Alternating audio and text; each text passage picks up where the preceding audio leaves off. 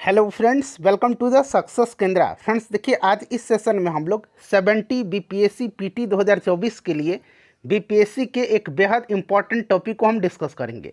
जी हाँ फ्रेंड्स, यह बीपीएससी का फेवरेट टॉपिक है और बीपीएससी का आप प्रीवियस ईयर क्वेश्चन पेपर उठा करके देख लीजिए। प्रत्येक एग्जाम में यहाँ से 1 से 2 प्रश्न पूछे गए हैं। देखिए, आज इस सेशन में हम लोग 70 बीपीएससी पीटी 2024 के लिए पंचायती राज व्यवस्था से संबंधित जितने भी महत्वपूर्ण थ्योरी हैं और साथ ही साथ 100 इम्पॉर्टेंट क्वेश्चंस को इस सेशन में हम डिस्कस करेंगे।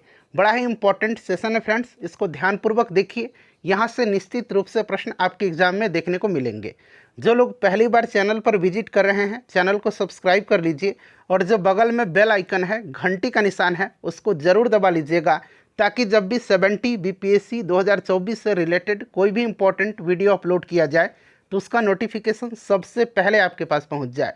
तो चलिए फ्रेंड्स, बिना देरी किए हुए सेशन आज के स्टार्ट करते हैं। एक बार सभी लोग प्लीज़ सेशन को लाइक कर दीजिए और जब सेशन कंप्लीट देख लीजिएगा, पूरा देख लीजिएगा, तो इसे कम से कम एक ग्रुप में फ्रेंड्स अवश्य ही शेयर कर दीजिएगा। एग्जाम से पहले इस सेशन को ज़रूर देख लेंगे। चलिए फ्रेंड्स, बिना देरी किए हुए अब हम लोग आज का सेशन स्टार्ट करते हैं। देखिए फ्रेंड्स, सबसे पहले हम लोग पंचायती राज व्यवस्था से संबंधित जितने भी इम्पोर्टेंट पॉइंट्स हैं, यानी कि जो थ्योरेटिकल पोर्शन है, उसको हम लोग पहले कवर करेंगे। उसके बाद इसी वीडियो में हम लोग 100 इम्पॉर्टेंट क्वेश्चंस को भी कवर करेंगे जो प्रीवियस ईयर में जितने भी भारतवर्ष में एग्जाम कराए गए हैं, उनमें पंचायती राज व्यवस्था से जितने भी प्रश्न पूछे गए हैं, उन सभी प्रश्नों को इसी वीडियो में हम कवर करेंगे। चलिए शुरू करते हैं। पहले प्लीज़ वीडियो को लाइक कर दीजिएगा। देखिए फ्रेंड्स, अगर हम पंचायती राज व्यवस्था के बारे में बात करें तो सबसे पहले तो आपसे पूछा जा सकता है कि भारत में पंचायती राज दिवस कब मनाया जाता है। तो यहाँ पर ध्यान दीजिएगा, भारत में प्रतिवर्ष 24 अप्रैल को लोकतंत्र की नींव के रूप में पंचायती राज दिवस मनाया जाता है। 24 अप्रैल को पंचायती राज दिवस मनाए जाने का कारण 73वां संविधान संशोधन अधिनियम, जो कि 24 अप्रैल 1993 से प्रभाव में आया था। इसीलिए जो है प्रत्येक वर्ष 24 अप्रैल को पंचायती राज दिवस मनाया जाता है। 24 अप्रैल 1993 से 73वां संविधान संशोधन अधिनियम जो था, यह प्रभाव में आया था।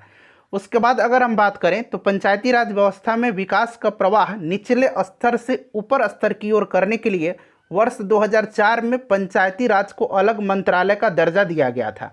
तो अगर आपसे पूछा जाए कि पंचायती राज को मंत्रालय का दर्जा पहली बार कब दिया गया था, तो वर्ष 2004 में दिया गया था। ये भी इंपॉर्टेंट पॉइंट्स है, सभी के सभी केवल इंपॉर्टेंट पॉइंट्स को मैं कवर कर। उसके बाद यहाँ पर देखिएगा, थोड़ा सा इसका इतिहास हम लोग जान लेते हैं। तो भारत में स्थानीय स्वशासन का जनक लॉर्ड रिपन को माना जाता है। वर्ष 1882 में उन्होंने स्थानीय स्वशासन संबंधी प्रस्ताव दिया, जिसे स्थानीय स्वशासन संस्थाओं का मैग्ना कार्टा कहा जाता है। वर्ष 1919 में भारत शासन अधिनियम के तहत प्रांतों में दोहरे शासन की व्यवस्था की गई तथा स्थानीय स्वशासन को हस्तांतरित विषय सूची में रखा गया। उसके बाद वर्ष 1935 में भारत शासन अधिनियम के तहत इसे और व्यापक और सुदृढ़ बनाया गया। उसके बाद देखिए, स्वतंत्रता, जब हमारी स्वतंत्रता प्राप्त हुई, भारत जब स्वतंत्र हुआ, उसके पश्चात वर्ष 1957 में योजना आयोग, जो कि अब नीति आयोग है, उसके द्वारा सामुदायिक विकास कार्यक्रम और राष्ट्रीय विस्तार सेवा कार्यक्रम के अध्ययन के लिए बलवंत राय मेहता समिति का गठन किया गया। नवंबर 1957 में, यानी कि 1957 में, समिति ने अपनी रिपोर्ट सौंपी, जिसमें त्रिस्तरीय पंचायती राज व्यवस्था, ग्राम स्तर, मध्यवर्ती स्तर और जिला स्तर लागू करने का सुझाव दिया गया था। बलवंत राय मेहता समिति जो है, यह त्रिस्तरीय पंचायती राज व्यवस्था का सुझाव दिया था। ये ध्यान रखेंगे, आगे इनके बारे में और डिटेल में हम चर्चा करेंगे। उसके बाद देखिए, नीचे आएंगे, यहाँ पर देखेंगे कि वर्ष 1958 में जो है, राष्ट्रीय विकास परिषद ने बलवंत राय मेहता समिति की सिफारिशें स्वीकार की तथा 2 अक्टूबर 1959 को राजस्थान के नागौर जिले में तत्कालीन प्रधानमंत्री श्री पंडित जवाहरलाल नेहरू के द्वारा देश की पहली त्रिस्तरीय पंचायत का उद्घाटन किया गया। तो एक प्रश्न तो यहाँ से बन सकता है कि पूछा भी गया था कि सबसे पहले पंचायती राज व्यवस्था का शुभारंभ किस राज्य में किया गया था। तो आपको याद रखना है, ये सन याद रखना है, डेट याद रखना है, 2 अक्टूबर 1959, भारत के तत्कालीन प्रधानमंत्री पंडित जवाहरलाल नेहरू के द्वारा राजस्थान के नागौर जिले में शुरू किया गया था। उसके बाद आंध्र प्रदेश में किया गया था। दूसरा जो स्टेट है वो आंध्र प्रदेश है। ठीक है, चलिए उसके बाद देखिएगा कि स्वतंत्रता प्राप्ति के बाद भारतीय संविधान में भाग 4, जिसमें कि नीति निर्देशक तत्व हैं, उसके अनुच्छेद 40 में जो है ग्राम पंचायत के गठन और शक्ति प्रदान करने की बात कही गई है। पर पंचायती राज संस्था को कोई संवैधानिक दर्जा नहीं दिया गया था। बाद में 73वां संविधान संशोधन होता है और पंचायती राज व्यवस्था को संवैधानिक दर्जा प्रदान किया जाता है। चलिए आगे पढ़ेंगे। और यहाँ पर देखिए पंचायती राज से संबंधित जो समितियाँ हैं इनसे भी प्रश्न बनता है, इसको ध्यानपूर्वक देखिएगा। सबसे पहले बलवंत राय मेहता समिति है, 1957 में गठन किया गया था और इसने त्रिस्तरीय पंचायती राज व्यवस्था का सुझाव दिया था, जैसे कि हम लोगों ने अभी ऊपर पढ़ा है। देखिए ग्राम स्तर पर यानी कि गांव स्तर पर विकास के लिए ग्राम पंचायत, खंड ब्लॉक स्तर पर विकास के लिए पंचायत समिति और जिला स्तर के विकास के लिए जिला परिषद का इन्होंने सुझाव दिया था। त्रिस्तरीय व्यवस्था का सुझाव दिया था बलवंत राय मेहता समिति ने। उसके बाद देखिए अशोक मेहता समिति 1977, इन्होंने द्विस्तरीय पंचायती राज व्यवस्था का सुझाव दिया था। तो ये भी पूछा जाता है कि द्विस्तरीय पंचायती राज व्यवस्था का सुझाव किसने दिया था, तो अशोक मेहता समिति ने। 1977 में गठन हुआ था। मंडल स्तर पर मंडल पंचायत का सुझाव इन्होंने दिया था, जिला स्तर पर जिला परिषद का। और यहाँ पर सबसे नोट पॉइंट तो ये आपको ध्यान रखना है कि ग्राम पंचायत की जगह पर मंडल पंचायत का सुझाव किसने दिया था, तो देखिए यहाँ पर मंडल पंचायत का सुझाव जो है ये अशोक मेहता समिति ने दिया था। ठीक है, चलिए उसके बाद अगला जो समिति है ये है PV राव समिति, गठन 1985 में किया था और इसने 4 स्तरीय पंचायती राज व्यवस्था का सुझाव दिया था। राज्य स्तर पर राज्य विकास परिषद, जिला स्तर पर जिला परिषद, मंडल स्तर पर मंडल पंचायत और ग्राम स्तर पर ग्राम सभा का इन्होंने सुझाव दिया था। अशोक मेहता समिति याद रखना है द्विस्तरीय, यहाँ पर आप आएंगे एक बार ऊपर। ठीक है, अशोक मेहता समिति द्विस्तरीय, बलवंत राय मेहता समिति त्रिस्तरीय। उसके बाद PV राय समिति जो है यह 4 स्तरीय पंचायती राज व्यवस्था का इन्होंने सुझाव दिया था। उसके बाद देखिए LM सिंघवी समिति आता है 1986 में और इसने ही सिफारिश किया था कि जो पंचायती राज व्यवस्था है उसको संवैधानिक दर्जा प्रदान किया जाए। तो ये भी प्रश्न पूछा जाता है जब हम लोग प्रश्न कवर करेंगे। मैंने आपको बताया था कि 100 इंपॉर्टेंट क्वेश्चंस को इसी वीडियो में हम डिस्कस करेंगे। उसके बाद थुंगन समिति आया 1988 में। ये सभी पंचायती राज से संबंधित समितियाँ हैं, इनका नाम आप निश्चित रूप से ध्यान रखेंगे। उसके बाद देखिए 73वां संविधान संशोधन 1993 के तहत जो है पंचायती राज संस्थाओं को संविधान में स्थान दिया गया और इस संविधान संशोधन अधिनियम के द्वारा संविधान में भाग 9 जोड़ा गया था और इसी भाग 9 में जो है पंचायती राज व्यवस्था को रखा गया है। ठीक है, चलिए उसके बाद देखिए मूल संविधान में भाग 9 के अंतर्गत पंचायती राज से संबंधित उपबंध अनुच्छेद 243 में इसकी चर्चा की गई है। भाग 9 में पंचायत नामक शीर्षक के तहत अनुच्छेद 243 क से लेकर के 9 तक, ठीक है, यहाँ अंग्रेजी में है, सेम चीज़ है 243 से 243 ओ तक। ठीक है, ध्यान रखेंगे, अंग्रेजी वाले याद रखेंगे ओ तक है और हिंदी वाले अण तक है। ठीक है, इसमें जो है पंचायती राज से संबंधित उपबंध है। जितने भी ये अनुच्छेद है ना, यहाँ से प्रश्न पूछा जा रहा है ग्रुप डी में, तो ये वाला पूरा अनुच्छेद मैं आपको कवर करवाऊंगा। चलिए उसके बाद देखिएगा कि ग्राम सभा गांव के स्तर पर उन शक्तियों का उपयोग कर सकती है। ये इंपॉर्टेंट जो बातें कही गई हैं 73वां संविधान संशोधन में, वो सभी ये पॉइंट्स हैं। ग्राम सभा गांव के स्तर पर उन शक्तियों का उपयोग कर सकती है और वे कार्य कर सकती है जैसा राज्य विधानमंडल निर्धारित करे। ठीक है फ्रेंड्स, चैनल पर अगर आप पहली बार विजिट कर रहे हैं तो चैनल को जरूर सब्सक्राइब कीजिएगा। देखिए 73वें संविधान संशोधन द्वारा संविधान में 11वीं अनुसूची जोड़ी गई और इसके तहत पंचायतों के अंतर्गत 29 विषयों की सूची व्यवस्था जो है की गई है। पंचायती राज को कितने जो है विषय प्रदान किए गए हैं, ये 29। ये मोस्ट इंपॉर्टेंट पॉइंट है, इसको आप निश्चित ध्यान रखेंगे। कोई भी ऐसा पॉइंट नहीं है जिसको आप इग्नोर कर सकते हैं, इसीलिए वीडियो को ध्यान से देखिएगा। PDF आपको टेलीग्राम पर मिल जाएगा, टेलीग्राम से जुड़िए। पंचायत की सभी सीटों को पंचायत के निर्वाचन क्षेत्रों से प्रत्यक्ष चुनाव द्वारा निर्वाचित व्यक्तियों से भरा जाएगा और इसके लिए प्रत्येक पंचायत क्षेत्र को प्रादेशिक निर्वाचक क्षेत्रों में इस प्रकार से विभाजित किया जाए कि प्रत्येक निर्वाचक क्षेत्र की आबादी और आवंटित क्षेत्रों की संख्या के बीच का अनुपात साध्य हो और सभी पंचायत क्षेत्र में समान हो। ठीक है, चलिए, और ग्राम पंचायत का जो ये चुनाव होता है इसकी जिम्मेदारी राज्य सरकार की होती है, ध्यान रखना है आपको। उसके बाद देखिए इस कानून के अंतर्गत 20 लाख से अधिक जो आबादी वाले जनसंख्या वाले प्रदेश हैं वहाँ पंचायती राज की त्रिस्तरीय प्रणाली लागू करेगा और जो 20 लाख से कम है वहाँ पर द्विस्तरीय लागू करेगा। उसके बाद देखिए इस कानून ने ग्राम सभा को संवैधानिक अधिकार प्रदान किया था, इसको भी आप ध्यान रखेंगे।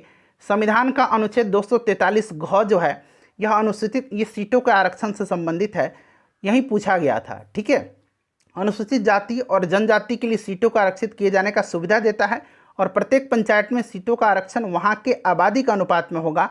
अनुसूचित जाति और जनजाति की महिलाओं के लिए आरक्षित सीटों की कुल आरक्षित सीटों के 1/3 से कम नहीं होगी। ये 73वां संविधान संशोधन कहता है, आपको ध्यान रखना है। उसके बाद देखिए पंचायत की कार्यकाल की बात करें तो 5 वर्ष का इसका निर्धारित किया गया है कार्यकाल। पहली बैठक होती है उस समय से इसका कार्यकाल का जो है काउंट किया जाता है। पंचायत गठित करने के लिए नए चुनाव कार्यकाल की अवधि की समाप्ति या पंचायत भंग होने की तिथि से 6 महीने के भीतर जो है चुनाव करा लिया जाना चाहिए, ये उपबंध किया गया है। उसके बाद देखिएगा कि प्रत्येक राज्य के लिए वित्त आयोग का गठन होगा, इसी 73वें संविधान संशोधन में ये बात कही गई है। अब आते हैं जितने भी अनुच्छेद दिया गया है, जैसे कि मैंने बताया अनुच्छेद 243 से 243 ओ तक या फिर कहिए अण तक, ठीक है। ये सभी जो अनुच्छेद हैं यहाँ से प्रश्न बन रहे हैं। देखिए अनुच्छेद 243 में क्या है, परिभाषा है पंचायती राज का। 243 को अंग्रेजी वालों के लिए देखिए यहाँ ए लिखा गया है, ठीक है, ये हिंदी वालों के लिए है और अंग्रेजी वालों के लिए 243 ए है। तो इस प्रकार से आप इसको ध्यान रखेंगे। ग्राम सभा है 243 ख यानी कि 243 बी में ग्राम पंचायतों का गठन है, ये आपको कंठस्थ याद रखना है। 243 ग यानी कि 243 सी जो है इसमें पंचायतों की संरचना की बात कही गई है। अनुच्छेद 243 घ यानी कि अनुच्छेद 243 डी है, इसमें स्थानों का आरक्षण है। ये वाला प्रश्न पूछा गया था अनुच्छेद 243 ई, ये पंचायतों की अवधि यानी कि कार्यकाल से संबंधित है, ठीक है। उसके बाद देखिए जो अनुच्छेद 243 च है यानी कि एफ है, ये सदस्यता के लिए अयोग्यताएं का इसमें जिक्र किया गया है। 243 जी जो है इसमें पंचायतों की शक्तियाँ, प्राधिकार और उत्तरदायित्व का वर्णन किया गया है। उसके बाद जो अनुच्छेद 243 ज यानी कि 243 एच जो है इसमें पंचायतों द्वारा कर लगाने की शक्तियाँ और उनकी निधियाँ का वर्णन है। उसके बाद 243 जो आई है यानी कि झ है, इसमें वित्तीय स्थिति के पुनर्वलोकन के लिए वित्त आयोग का गठन है। ये थोड़ा सा इम्पोर्टेंट है, इसको आप निश्चित रूप से ध्यान रखेंगे थोड़ा, ठीक है। चलो उसके बाद देखिएगा 243 जो जे है इसमें पंचायतों की लेखाओं की संपरीक्षा है। उसके बाद यहाँ 243 के जो है इसमें पंचायतों के लिए निर्वाचन है। 243 एल जो है संघ राज्य क्षेत्रों को लागू होना, इसमें यह बात कहा गया है। 243 एम जो है इस भाग का कतिपय क्षेत्रों को लागू न होना, ठीक है। उसके बाद देखिए जो 243 एन है विद्यमान विधियों और पंचायतों का बना रहना, और 243 ओ जो है ये आखिरी है, निर्वाचन संबंधी मामलों में न्यायालयों के हस्तक्षेप का वर्णन किया गया है। तो ये सभी जो आर्टिकल हैं इसको आप ध्यानपूर्वक याद रखेंगे, ठीक है। और देखिए अब हम लोग 100 इम्पॉर्टेंट क्वेश्चंस को जो प्रीवियस ईयर में पूछे गए हैं, भारतवर्ष में जितने भी एग्जाम कराए गए हैं उनमें, उन सभी प्रश्नों को कवर करेंगे। चलिए क्वेश्चन आंसर हम लोग स्टार्ट। देखिए पहला प्रश्न है कि भारतीय संविधान के किस भाग में पंचायती राज से संबंधित प्रावधान है। तो अभी मैंने बताया आपको भाग 9 में है, ठीक है, भाग 9 में। उसके बाद देखिए दूसरा प्रश्न है कि भारतीय संविधान के किस भाग में नगर पालिकाओं से संबंधित प्रावधान है। तो नगर पालिकाओं वाला भी ध्यान रखेंगे। राइट आंसर इसका ऑप्शन नंबर बी हो जाएगा। भाग 9 क में जो है ये नगर पालिका है और भाग 9 में जो है पंचायती राज है। तीसरा क्वेश्चन है कि संविधान के किस भाग में ग्राम पंचायतों की स्थापना की बात कही गई है। तो फ्रेंड्स ये भाग कौन सा है, तो भाग यहाँ पर भाग 4 हो जाएगा, ठीक है। भाग 4 में नीति निर्देशक तत्व है और अनुच्छेद 40 जो है ग्राम पंचायत के गठन से संबंधित है, इसको आप ध्यान रखेंगे। उसके बाद देखिए अगला प्रश्न है कि भारतीय संविधान के निम्नलिखित अनुच्छेदों में से कौन सा अनुच्छेद राज्य सरकारों को ग्राम पंचायतों को संगठित करने का निर्देश देता है। तो यह आर्टिकल 40 है, ऑप्शन नंबर ए हो जाएगा राइट आंसर इसका, ठीक है। चलिए उसके बाद देखिए संविधान की 11वीं अनुसूची में निम्नलिखित में से क्या सम्मिलित है।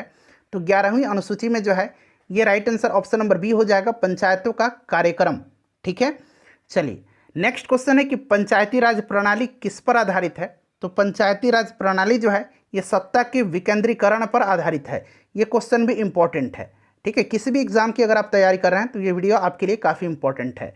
पंचायती राज प्रदान करता है, तो पंचायती राज जो है यह प्रदान करता है स्थानीय स्तर पर लोकतांत्रिक प्रशासन, ठीक है।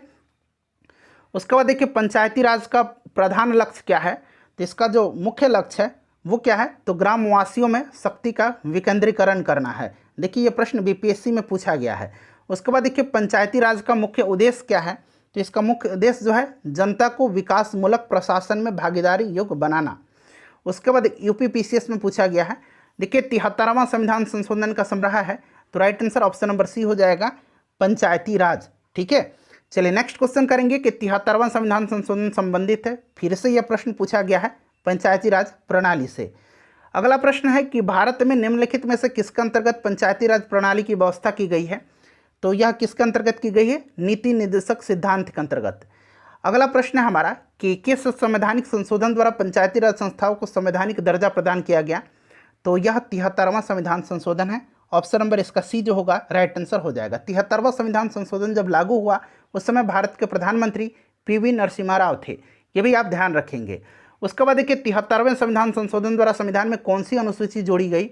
तो अभी मैंने थ्योरेटिकल पोर्शन में आपको बताया था 11वीं अनुसूची जोड़ी गई थी। अगर आपने थ्योरी ध्यानपूर्वक पढ़ा होगा तो आसानी से आप सभी प्रश्नों को सॉल्व कर लेंगे। भारत के संविधान की 11वीं अनुसूची में कितने विषय हैं? तो अभी मैंने बताया था कि पंचायती राज में यानी कि पंचायत को 29 जो है विषय प्रदान किए गए हैं। ऑप्शन नंबर इसका सी जो होगा वो करेक्ट आंसर हो जाएगा। उसके बाद देखिएगा कि 73वें संविधान संशोधन के अनुसार पंचायती राज संस्थाओं में अध्यक्ष के कम से कम कितने पद महिलाओं के लिए आरक्षित किए गए हैं? तो यह आपका 1/3 हो जाएगा। ठीक है, 1/3 सीट जो है महिलाओं के लिए आरक्षित है। 73वीं संविधान संशोधन के प्रावधानों को समाज के किस वर्ग को सत्ता हस्तांतरण की दृष्टि से ऐतिहासिक कदम माना जाता है? तो राइट आंसर इसका हो जाएगा महिला वर्ग। उसके बाद देखिएगा कि 73वें संविधान संशोधन की विशेषता नहीं है, यहाँ नहीं पूछा गया है, तो राइट आंसर हो जाएगा महिलाओं के लिए 2/3 आरक्षण। महिलाओं के लिए 1/3 आरक्षण है। ठीक है, 2/3 गलत दिया गया है। उसके बाद देखिए 73वें संविधान संशोधन द्वारा पंचायती राज संस्थाओं के लिए किस तरह के चुनाव का प्रावधान किया गया है? तो राइट आंसर प्रत्यक्ष एवं गुप्त मतदान। नेक्स्ट क्वेश्चन है हमारा कि भारत के किसके चुनाव में आरक्षित स्थानों की चक्रानुक्रम से भरे जाने का प्रावधान किया गया है? तो ये राइट आंसर पंचायती राज संस्थाओं के चुनाव में। नेक्स्ट क्वेश्चन है हमारा कि पंचायत के विघटन के उपरांत निम्नलिखित में से कौन सी समय अवधि नए चुनाव कराने हेतु सही है? तो कम से कम मैंने आपको बताया था कि कम से कम जो है 6 महीने के अंदर जो है चुनाव करा लेना अनिवार्य होता है। तो ऑप्शन नंबर सी हो जाएगा 6 माह के अंदर ही। उसके बाद देखिए पंचायती राज संस्थाओं के निर्वाचन के लिए उत्तरदायी है, तो जो निर्वाचन का जिम्मेदारी होता है वो राज्य के सरकार पर होता है। तो राइट आंसर इसका क्या हो जाएगा यहाँ पर बताइए? इसका जो करेक्ट आंसर होगा राज्य के निर्वाचन आयोग पर होगा। ठीक है, राज्य सूची का विषय है यह। 73वें संविधान संशोधन के अनुसार पंचायती राज संस्था का कार्यकाल कितने वर्ष रखा गया है? तो ये कार्यकाल जो है ये 5 वर्ष का है। पंचायती राज के प्रबल समर्थक थे, तो इसके प्रबल समर्थक जो थे ये महात्मा गांधी भी जी थे, सिद्धराज डांडा जी थे और राजीव गांधी जी भी थे। Option number D right answer हो जाएगा। उसके बाद देखिएगा कि पंचायती राज संस्थाओं में महिलाओं तथा दुर्बल वर्गों के अधिक प्रतिनिधित्व के समर्थक थे, तो ये करेक्ट आंसर हो जाएगा Rajiv Gandhi. Option number D हो जाएगा। ठीक है, चलो उसके बाद नेक्स्ट क्वेश्चन कर लेंगे कि भारत में महिलाओं के लिए स्थान आरक्षित है। तो स्थान आरक्षित जो है यहाँ पर देखिए पंचायती राज संस्थाओं में। ऑप्शन नंबर ए जो होगा इसका राइट आंसर हो जाएगा। उसके बाद देखिए 73वां संविधान संशोधन अधिनियम किस तिथि से लागू हुआ था? तो मैंने आपको बताया था कि यह लागू हुआ था 24 अप्रैल 1993 से, और इसीलिए 24 अप्रैल को प्रत्येक वर्ष पंचायती राज दिवस मनाया जाता है। उसके बाद अगला प्रश्न है कि भारत में पंचायती राज अधिनियम कब लागू हुआ? सेम क्वेश्चन है, राइट आंसर इसका हो जाएगा ऑप्शन नंबर ए 24 अप्रैल 1993 को। अगला प्रश्न है कि पंचायत के चुनाव हेतु निर्णय किसके द्वारा लिया जाता है? तो यह निर्णय जो है यह लिया जाता है राज्य की सरकार द्वारा। और चुनाव का आयोजन कौन करता है? तो जो राज्य का चुनाव आयोग है वो करता है। उसके बाद देखिए भारत में पंचायती राज का प्रारंभ किया गया था। तो पंचायती राज का प्रारंभ जो किया गया था ये कब किया गया था? तो 1959 1 अक्टूबर के दिन राजस्थान के नागौर जिला प्रधानमंत्री पंडित जवाहरलाल नेहरू के द्वारा जो है शुरू किया गया था। पंचायती राज प्रथम परिवर्तित किया गया तो ये राजस्थान में किया गया। उसके बाद देखिए भारत में सबसे पहले राजस्थान में पंचायती राज की स्थापना किस वर्ष हुई थी? तो फ्रेंड्स ये 1959 में की गई थी। राइट आंसर इसका क्या हो जाएगा? ऑप्शन नंबर यहाँ पर देखिए सी हो जाएगा। उसके बाद देखिए स्थानीय ग्रामीण शासन के रूप में पंचायती राज प्रणाली सर्वप्रथम यहाँ पर देखिए क्रम के अनुसार अपनाई गई थी। तो सबसे पहले राजस्थान में अपनाई गई थी, उसके बाद मैंने बताया था आंध्र प्रदेश में जो है अपनाई गई थी। तो राइट आंसर यहाँ पर ऑप्शन नंबर डी हो जाएगा। उसके बाद देखिएगा कि भारत में पंचायती राज व्यवस्था सर्वप्रथम राजस्थान और आंध्र प्रदेश में आरंभ की गई थी। तो आंध्र प्रदेश इसका राइट आंसर हो जाएगा। नेक्स्ट क्वेश्चन है कि 2 अक्टूबर 1959 को भारत में पंचायती राज का शुभारंभ निम्नलिखित में से कहाँ पर किया गया? तो राजस्थान के नागौर में। ऑप्शन नंबर ए हो जाएगा राइट आंसर इसका। अगला प्रश्न है हमारा कि पंचायती राज की दृष्टि से महत्वपूर्ण प्रतिवेदन है, तो इसका करेक्ट आंसर हो जाएगा बलवंत राय मेहता समिति प्रतिवेदन। ठीक है, लोकतांत्रिक विकेंद्रीकरण का सुझाव किसने दिया था? तो ये दिया था बलवंत राय मेहता समिति ने। Option number D right answer इसका हो जाएगा। चलिए आगे बढ़ेंगे, नेक्स्ट क्वेश्चन करेंगे 38 नंबर की पंचायती राज संस्थाओं को संवैधानिक मान्यता प्राप्त करने की अनुशंसा करने वाली समिति कौन सी थी। तो मैंने आपको थोड़ी देर पहले बताया भी था कि यह जो समिति थी यह कौन सी समिति थी। राइट आंसर इसका क्या हो जाएगा बताइए। तो देखिए इसका जो करेक्ट आंसर होगा आपको इसका आंसर देकर के बताना है, ठीक है। चलिए उसके बाद आगे बढ़ेंगे कि भारत में पंचायती राज की त्रिस्तरीय व्यवस्था का अनुमोदन किस समिति के द्वारा किया गया था। तो त्रिस्तरीय जो है यह किया गया था बलवंत राय मेहता समिति, ठीक है। चलिए उसके बाद देखिएगा जिस समिति में लोकतांत्रिक विकेंद्रीकरण और पंचायती राज की सिफारिश की उसका सभापति कौन था। तो फ्रेंड्स उसका जो सभापति था वो कौन था, यानी कि उसका अध्यक्ष पूछा गया है तो बलवंत राय मेहता थे। नेक्स्ट क्वेश्चन है कि पंचायती राज से संबंधित निम्नलिखित कथनों में से कौन सा सही नहीं है। यहाँ देखिए पूछा गया है कौन सा सही नहीं है। तो इसमें से जो सही नहीं है ये 73वां संविधान संशोधन 15 अगस्त 1993 से प्रभावी हुआ, ये गलत है, ठीक है। 24 अप्रैल से यह प्रभावी हुआ था। चलिए आगे बढ़ेंगे, नेक्स्ट क्वेश्चन करेंगे कि बलवंत राय मेहता समिति प्रतिवेदन में पंचायती राज संस्थाओं को कितने स्तर पर जो है करने का सुझाव दिया गया था। तो बलवंत राय त्रिस्तरीय है, यानी कि 3 स्तर है। ऑप्शन नंबर सी इसका राइट आंसर हो जाएगा। उसके बाद देखिए बलवंत राय मेहता समिति ने किसको अधिक शक्तिशाली बनाने का सुझाव दिया था। तो इन्होंने पंचायत समिति को जो है सबसे अधिक शक्तिशाली बनाने का सुझाव दिया था। पंचायती राज व्यवस्था में स्थानीय स्वशासन की व्यवस्था कैसी होती है बताइए। राइट आंसर इसका क्या होगा। तो ग्राम, ब्लॉक और जिला स्तर 3 स्तरीय संरचना, ऑप्शन नंबर बी होगा राइट आंसर इसका। उसके बाद देखिए बलवंत राय समिति प्रतिवेदन के अनुसार महत्वपूर्ण संस्था कौन सा है। तो यह पंचायत समिति है। अभी मैंने आपको बताया निम्नलिखित में से कौन पंचायती राज संस्था नहीं है, नहीं पूछा गया है। तो इसका correct answer option number D हो जाएगा, नगर परिषद नहीं है, ठीक है। चलिए उसके बाद नेक्स्ट क्वेश्चन करेंगे कि पंचायती राज संस्थाओं के संगठन के 2 स्तर होने का सुझाव दिया था। द्विस्तरीय जो है यह किसने दिया था। तो यह दिया था अशोक मेहता समिति ने, ठीक है। चलिए उसके बाद देखिएगा कि पंचायती राज के चुनाव में राजनीतिक दलों को खुले तौर से चुनाव चिन्हों के आधार पर भाग लेने का सुझाव किस समिति ने दिया था। तो यह जो समिति है यह अशोक मेहता समिति है। उसके बाद देखिए 1977 में केंद्र सरकार ने पंचायती राज संस्था की कार्यप्रणाली और ढांचे में सुधार लाने के उद्देश्य से किस समिति को नियुक्त किया था।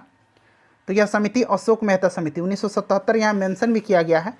चलिए उसके बाद देखिएगा कि देश में पंचायती राज व्यवस्था का आरंभ किस समिति की रिपोर्ट के आधार पर की गई थी। तो देश में पूछा गया है, तो इसीलिए राइट आंसर इसका बलवंत राय मेहता समिति हो जाएगा। उसके बाद देखिए बलवंत राय मेहता समिति की अनुशंसाओं के आधार पर किस वर्ष पंचायती राज व्यवस्था लागू किया गया था। तो 1959 में किया गया था। चलिए आगे बढ़ेंगे कि अशोक मेहता समिति ने पंचायती राज व्यवस्था के अंतर्गत कितना स्तरीय ढांचे की स्थापना की सलाह दी थी। तो इन्होंने दिया था 2 स्तरीय। चलिए उसके बाद देखिएगा कि अशोक मेहता समिति ने किन स्तरों की बात की थी बताइए। राइट आंसर इसका क्या होगा। तो देखिए इसका आंसर हो जाएगा मंडल पंचायत और जिला परिषद, मैंने आपको बताया भी था, तो याद रखना मंडल पंचायत, ठीक है। अशोक मेहता समिति, अशोक मेहता समिति किससे संबंधित है। तो ये पंचायती राज से। उसके बाद देखिए पंचायती राज से संबंधित समितियों को कालक्रम के अनुसार व्यवस्थित करना है और नीचे दिए गए कूट से सही आंसर चुनना है। तो सबसे पहले तो इसमें से हो जाएगा आपका कौन सी समिति बताइए। राइट आंसर इसका क्या होगा। तो यहाँ पर ध्यान देंगे फ्रेंड्स, देखिए राइट आंसर जो होगा सबसे पहले यहाँ पर सी हो जाएगा। अब यहाँ पर मिला लीजिएगा, सबसे पहले तो तीसरा हो जाएगा। इससे पहले भी बलवंत राय मेहता समिति थी, ठीक है, इसको ध्यान रखना है। उसके बाद अशोक मेहता समिति, 1 मिनट, 3 हो जाएगा। यहाँ पर 3 दिया गया है ना, 3 हो जाएगा बलवंत राय मेहता समिति। उसके बाद हो जाएगा आपका अशोक मेहता समिति, उसके बाद जीवीके राव समिति और LM सिंघवी समिति। तो option number C right answer हो जाएगा इसका, ठीक है। देखिए बलवंत राय मेहता समिति मैंने आपको बताया था कब, तो ये आपका हो जाएगा 1957 में, ठीक है। उसके बाद अशोक मेहता समिति 1977 में, LM सिंघवी उसके बाद जीवीके राव समिति जो है 1985 में, और उसके बाद जो देखिए LM सिंघवी समिति 1986 में।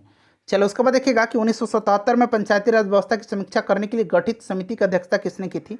तो 1977 पूछा गया है, तो अशोक मेहता हो जाएगा। ऑप्शन नंबर बी इसका राइट आंसर हो जाएगा, ठीक है।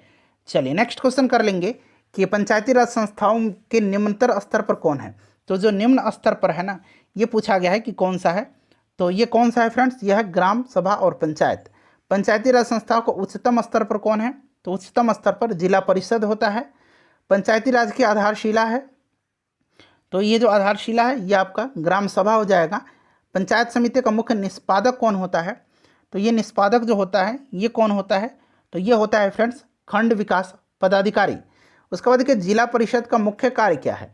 जिला परिषद का मुख्य कार्य क्या है, तो इसका मुख्य कार्य समन्वय एवं पर्यवेक्षण करना है। पंचायती राज की मुख्य उपलब्धि है, पंचायती राज की मुख्य उपलब्धि जो है ये राजनीतिक चेतना का विकास करना है। उसके बाद देखिएगा कि पंचायती राज की प्रधान समस्या क्या है, तो इसकी जो प्रधान समस्या है वो आपका दलगत राजनीति हो जाएगा। राजनीति स्थानीय सांसद और विधायक किसके पदेन सदस्य होते हैं, तो ये सदस्य जो होते हैं ये जिला परिषद के होते हैं। ठीक है, चलिए आगे बढ़ेंगे, नेक्स्ट क्वेश्चन कर लेंगे कि ग्राम पंचायत का निर्वाचन कराना निर्भर करता है, तो यह निर्भर करता है किस पर, तो यह राज्य सरकार पर। देखिए ये आरआरबी में पूछा गया प्रश्न है। ठीक है, उसके बाद देखिए खंड स्तर पर, ब्लॉक लेवल पर पंचायत समिति क्या है, बताइए राइट आंसर इसका क्या होगा। तो फ्रेंड्स यह जो है एक प्रशासनिक प्राधिकरण है। सामान्यतः पंचायत समिति में कितने प्रकार के सदस्य होते हैं बताइए, तो इसमें होते हैं पदेन सदस्य, सहयोगी सदस्य और संयोजित सदस्य। तो ऑप्शन डी हो जाएगा उपयुक्त सभी। उसके बाद देखिए वरीयता क्रम पूछा गया है, इसमें वरीयता क्रम क्या है बताइए राइट आंसर। तो देखिए इसका जो करेक्ट आंसर होगा वो आपका हो जाएगा क्रम से दिया गया, ग्राम सभा, पंचायत समिति, जिला परिषद। ऑप्शन नंबर डी हो जाएगा। पंचायती राज सम्मिलित है, तो पंचायती राज जो है ये विषय किसका है, तो देखिए पंचायती राज जो विषय है यह विषय है राज्य सूची का।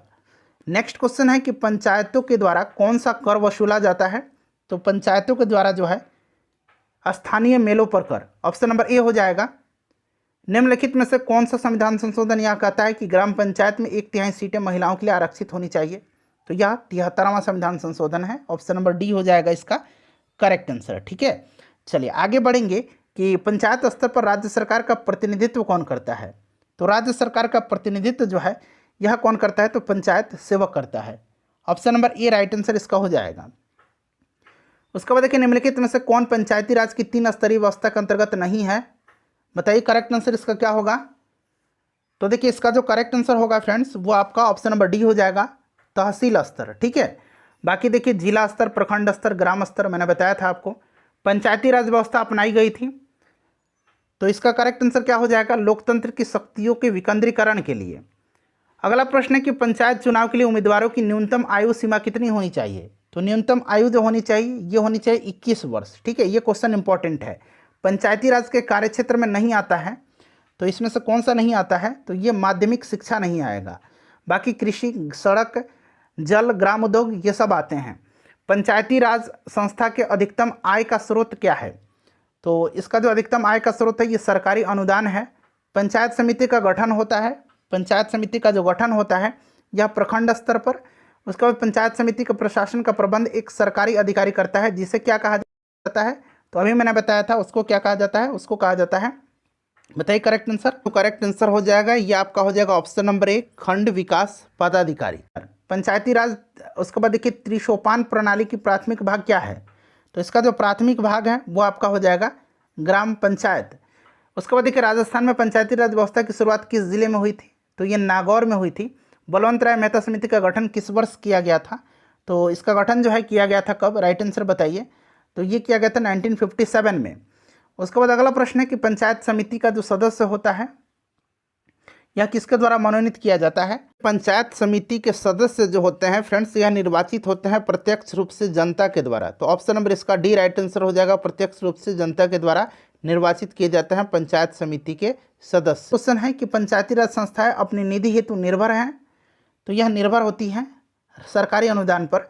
ग्राम पंचायतों की आय का स्रोत क्या है, तो आय का जो इसका स्रोत है ये आपका इसमें से ऑप्शन के हिसाब से सब चूज करना है। ठीक है, तो राइट आंसर इसका हो जाएगा इसमें से ऑप्शन नंबर बी हो जाएगा, मेला और बाजार कर। ठीक है, ये कर जो है ग्राम पंचायत के द्वारा लगाया जाता है।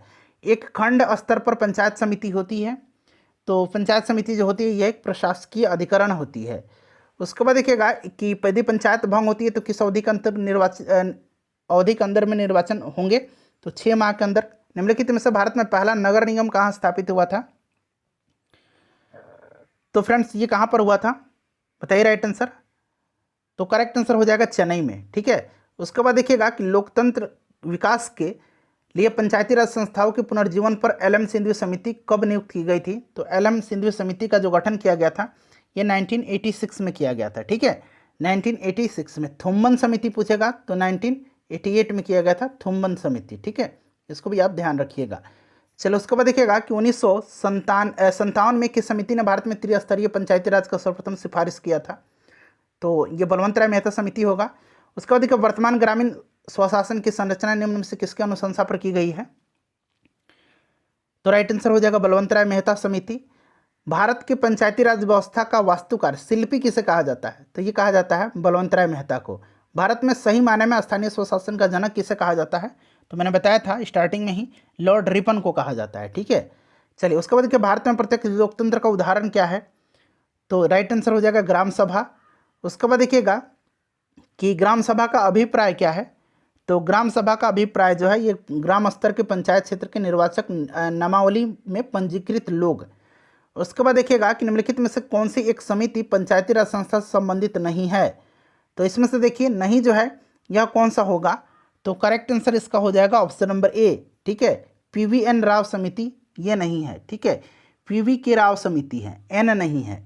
उसके बाद देखिए ग्राम पंचायत की आय का साधन निम्नलिखित में से कौन नहीं है?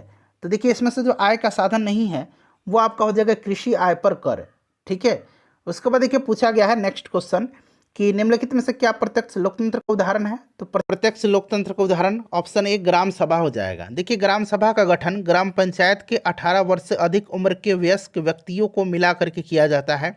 ग्राम सभा की बैठक में संबंधित ग्राम सभा के सभी निवासी भाग लेते हैं, अतः यह प्रत्यक्ष लोकतंत्र का उदाहरण है।